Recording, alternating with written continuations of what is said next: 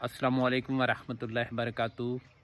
एक और मालूमाती वीडियो के साथ आपकी खिदमत में हाजिर है अज़मत ख़ान नियाज़ी। आज की वीडियो में हम आपको बताएंगे कि यूनियन कौंसल में कौन सी चीज़ों का इंदराज बहुत ज़रूरी है। वो कौन से सर्टिफिकेट हैं जो आपको ज़िंदगी में हर कदम पे ज़रूरत पेश आते हैं और उनको कैसे हासिल किया जा सकता है।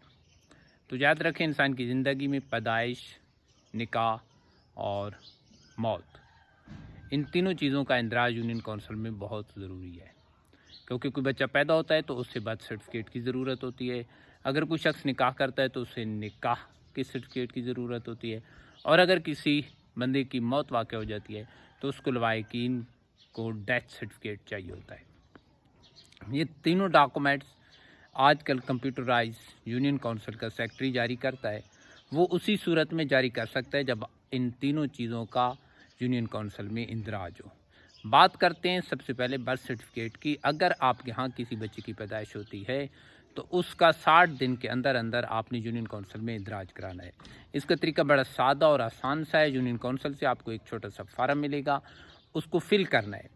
इसके अंदर जो ख़ास बात का ख्याल रखना है की ज़रूरत है वो ये है कि बच्चे का वही नाम लिखना है जो आपने तजवीज़ किया है, क्योंकि ज़िंदगी भर वही नाम उसका इस्तेमाल होगा जो आप उस फार्म के ऊपर दर्ज कर देंगे।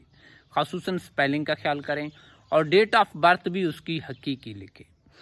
अक्सर वालिदैन आजकल ये गलती और करते हैं कि बच्चों का इंदराज नहीं कराते कि जी उम्र कम होगी।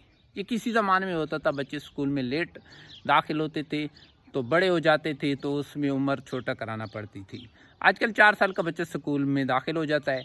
जब आप लेट इंदराज कराते हैं ना तो फिर एक मसला आपको पेश आता है कि जब आप स्कूल में जाते हैं तो स्कूल में दाखिले के लिए 4 साल शर्त है, जबकि आपकी डॉक्यूमेंट्स पे उम्र कम होती है, ओरिजिनल उम्र ज़्यादा हो रही होती है। तो इसलिए 60 दिन के अंदर अंदर अपने बच्चे की पैदाइश का इंदराज कराएँ और वहाँ से बर्थ सर्टिफिकेट हासिल करें।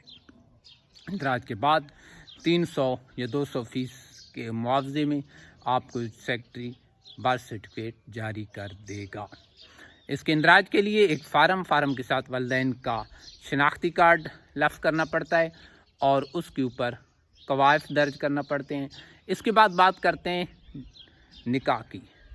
जो ही आप निकाह करते हैं तो उसका भी यूनियन कौंसल में रिकॉर्ड बहुत ज़रूरी है, क्योंकि ज़िंदगी के बहुत से मामलात में आपको कहीं भी निकाह नामे की ज़रूरत पड़ सकती है। और आजकल डॉक्यूमेंटेशन में जो चल रहा है वो भी कंप्यूटराइज निकाहनामा चल रहा है, तो वो भी आपको उसी सूरत में मिल सकता है जब आपका यूनियन कौंसल में इंदराज होगा। वैसे ये आम तौर पर जो निकाह होता है जिस यूनियन कौंसल का होता है वो यूनियन कौंसल को रिपोर्ट कर देता है और वो उसका इंदराज सेक्रेटरी कर लेता है।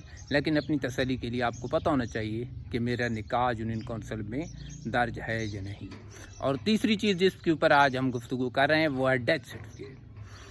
किसी भी बंदे की जब मौत होती है तो उसके लवाहिकीन की ज़िम्मेदारी बनती है कि सबसे पहले वो यूनियन कौंसल को 60 दिन के अंदर अंदर उससे मुतलाक करें और उसकी मौत का इंदराज कराएँ।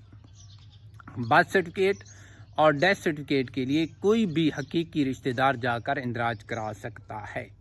60 दिन से ज़्यादा की सूरत में ये दोनों इंदराज का प्रोसेस पे लंबा हो जाता है, उसकी फ़ीस भी बढ़ जाती है और काफ़ी मुश्किल हो जाता है। तो लिहाजा ये सारी चीज़ें 60 दिन के अंदर अंदर आप यूनियन कौंसल में दर्ज करा दें।